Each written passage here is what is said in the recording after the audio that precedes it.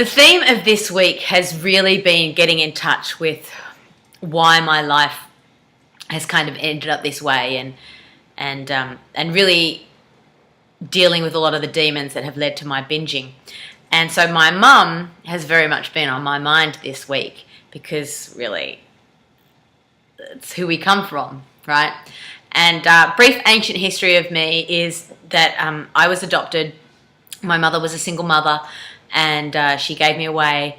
I was given to a family that really, I lived a very tortured, abused childhood. I left home as early as I possibly could. I was never allowed to look for or mention my birth mum, and my adopted mother used to tell me that if I looked for her, then I would, that she would commit suicide, and that I would be the one who would have to live with that, with the guilt of having her do that.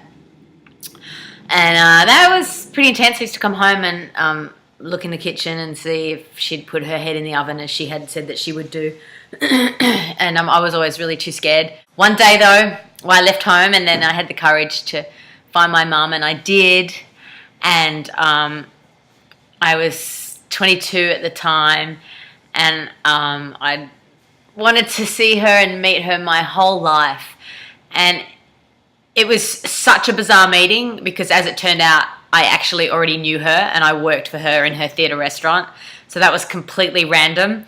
It didn't go as fairy tale as I imagined. And she was going through a really tough time, going through a divorce, and she was really depressed. And she rang me one day, and she was very depressed, and she was very depressed a lot of the time, and would ring me a lot of the time. And I really was not in a great space myself, and I was just like, look, I can't carry you. I'm not strong enough. I'm not even strong enough for me. I just need some space. And that was the last time that I ever spoke to her, because she died a week later, and it was really tragic, and it broke my heart, and it ruined my life. And the mysterious circumstances surrounding her death were just that. And I won't go into what I believe happened, but I'll never ever really know what happened. But all I kind of knew was that she was gone again before I even really had a chance to get to know her. And I was devastated. I really was devastated. And I pretty much stopped living my life. I really did. I gave up university. I was studying law. I gave up stand-up comedy. I gave up acting. I sacked my agent. And I'd been in top films with Russell Crowe and Daniel Spencer and Robert Mamone. And it was crazy. PJ Hogan. It was really... I gave it all up, and I basically ate myself into obesity. And it wasn't until I had my son Kai that I really kind of picked myself up again. But recently I kind of have realized that I'm not living my full life. I'm not living my full potential. And it's really time for me to pick up where I left off. So one of the things on my list was to do stand-up comedy again. So with 18 years in between gigs, I finally got the courage, and I went down to the Comedy Store in LA, and I did a spot on a Saturday night, and it was all right. It was all right. I didn't die.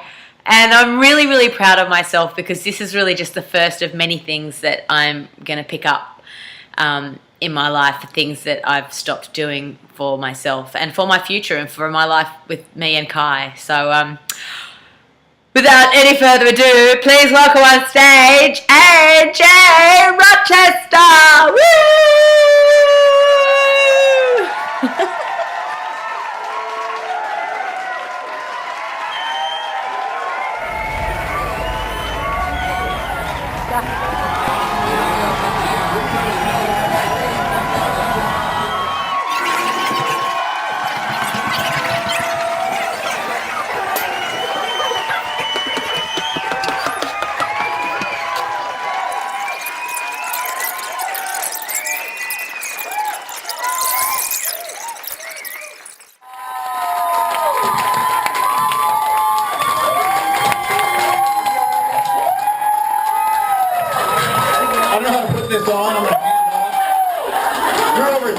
dishes are ready to go.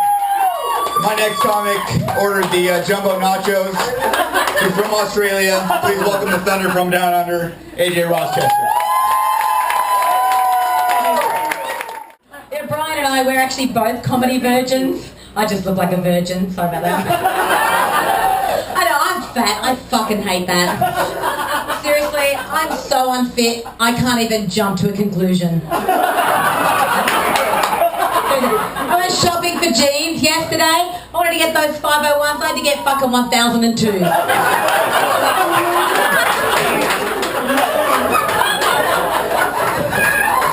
For all the fucking skinny bitches here, most of you LA fucking actresses, my belly button is so big, it doesn't have lint, it makes sweaters. Even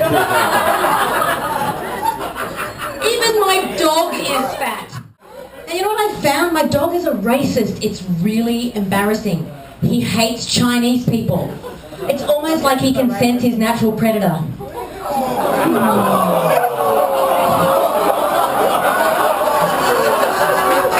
You're thinking it? I said it! It's alright, Brian laughed in comedy class, so I knew it was okay. No, but seriously, I've been on a diet my whole life. Every diet, I've tried it all. The Bolivian army diet, the Israeli army diet, the all or nothing diet. I fucking got the all, I didn't get the nothing. Because like, best diet I ever did was Jenny Craig. In the first week, I lost maybe $400. Awesome. No, I did the all apple, the all chicken, the all egg. All egg, didn't lose any weight, lost a lot of friends. Oh yeah! I was making noises like it was a 12-man brass band. But you know what I realised? Farts smell so deaf people can enjoy them too. You know what? You know, I read all those diet books, they say you are what you eat, that you are what you eat. Well, as of 15 minutes ago in the green room, I am a cock! That's how I got into comedy. True. I fucked a comedian. It wasn't so much that I got into comedy, but comedy got into me. Funniest 3 minutes of his life. Fucking me. That's from a black man in the audience. Are there any black men here? No. Thank you, God! You made your girl with some curves! Let me just tell you a secret. I don't wear a G-string. I'm wearing the whole alphabet. Oh yeah. I was too fat to phone sex. Take it off! I'll be in the car park later. I told you I was sex addict. No, I formed a recovery group. You know, like we're into like meaningful sex in meaningful places. I've called it Sexual Liaisons Under the Sheets. Sluts. Meetings are every week at your place. Oh yeah. Oh yeah. See, there are benefits to being with a black man. Let me tell you, more than one. You know, you're more than high, let me tell you. No, because no, you know what I've discovered? Guys with little dicks are really, really nice. Because they have to be. You know that, right? They have to be. Guys with big dicks are bastards because you can be. Oh, no, it's really important. You got to practice safe sex. I practice a lot. On the back of the packs of condoms, it says for your protection.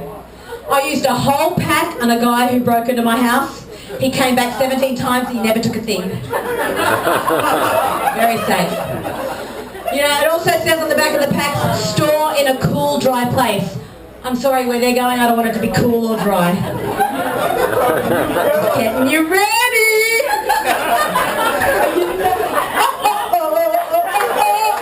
I'm actually a romantic at heart, bit of a love song. You're going to finish off, I can't put the mic up there because Brian fucked it.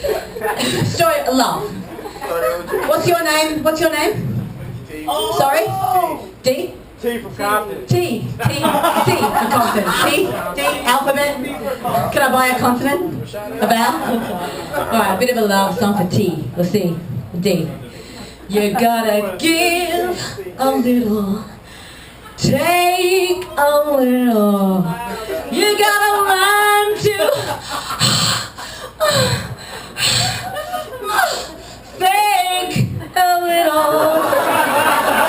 That's the story of, that's the glory of love. You gotta try a little. Try a little. Tell him it's big when it's really little.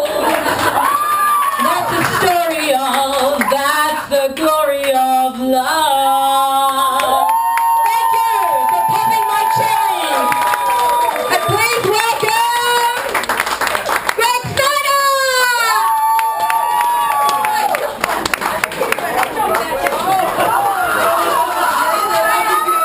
AJ, everybody. Did she do great? She did get a great head back in the green room earlier, too. Just like she ran the light back there, too. She kept going even after I came.